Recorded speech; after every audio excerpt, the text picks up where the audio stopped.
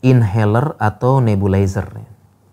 Ini membatalkan puasa atau tidak.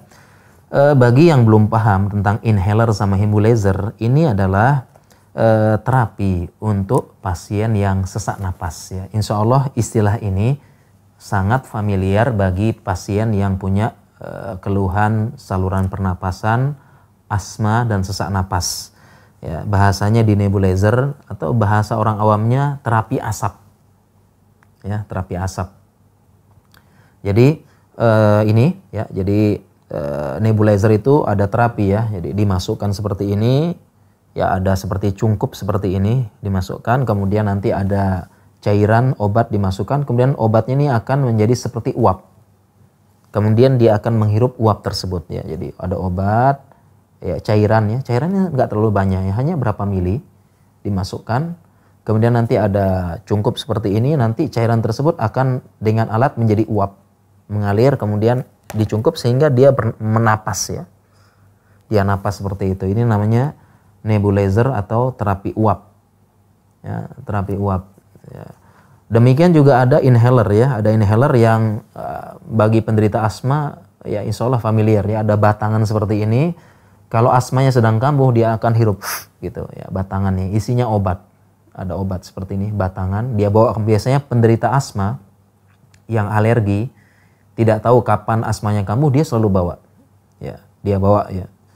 Dia bawa seperti ini, kemudian ketika dia merasa mulai kambuh karena alergi, debu, dingin, ataupun serbuk-serbuk bunga dan sebagainya, kutu ya, dia alergi, dia bawa, dia langsung hirup. Dia hirup seperti itu. Ya. Nah, ini pun menjadi pertanyaan, apakah terapi inhaler atau nebulizer ini membatalkan puasa atau tidak? Ya. Apakah membatalkan puasa atau tidak terapinya ya. Jadi karena dia menghirup udara ya, menghirup udara yang ada isinya cairan-cairan uap ya, cairan yang diuapkan untuk terapi asma ya. Atau sekali lagi bagi orang awam terapi uap ya. Terapi uap.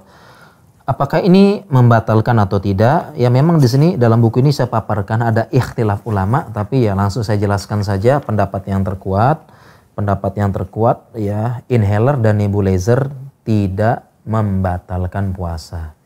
Jadi jangan khawatir ya para pemirsa ya, kaum muslimin dan muslimat yang punya penyakit asma biasanya atau punya penyakit gangguan saluran pernapasan ya, bronkitis ya, bronkitis dan sebagainya yang sesak napas dan butuh terapi nebulizer. Ini jangan khawatir ya, dan kambuhnya pun kita tidak ketahui ya, bisa jadi siang, ya pagi ya. Ini ketika sedang puasa melakukan terapi ini puasanya tidak batal. Alhamdulillah nikmat dari Allah. Mungkin saya jelaskan dulu, kan sebagian yang bertanya, bukankah ini memasukkan cairan, kan cairan diuapkan masuk ke dalam hidup, dihirup ya. Bukankah ini seperti membatalkan puasa? Jawabannya tidak batal ya. Kenapa? Pertama, yaitu zat inhaler tadi memang dia cairan ya, cairan dimasukkan sedikit. Ini yang masuk ke kerongkongan ini sedikit sekali. Ya masuk sedikit, dan memang masuknya itu adalah di dalam kerongkongan, di tenggorokan, saluran napas. Ya, jadi saluran utamanya saluran napas, bukan saluran pencernaan. Atau masih ingat pelajaran anatomi dasar ya, bagi orang awam, masuknya ke tenggorokan, bukan ke kerongkongan. Ya, jadi masuknya tenggorokan ya. Sehingga bisa dikatakan kalau masuk ini dia tidak membatalkan ya, bisa dibilang sedikit-sedikit, hanya sedikit. Kemudian juga para ulama menjelaskan ini tidak menyerupai makan dan minum ya. Tidak menyerupai makan dan minum. Ya, jadi tidak ada istilahnya definisi syariat maupun definisi urf atau adat yang mengatakan ini makan dan minum ya. Jadi enggak, ini bukan makan dan minum. Kemudian juga salah satu yang membolehkan juga, ternyata ada ulama mengatakan ketika seorang bersiwak ya, ternyata diteliti ketika orang siwak, beberapa zat siwak tersebut masuk ke dalam kerongkongan.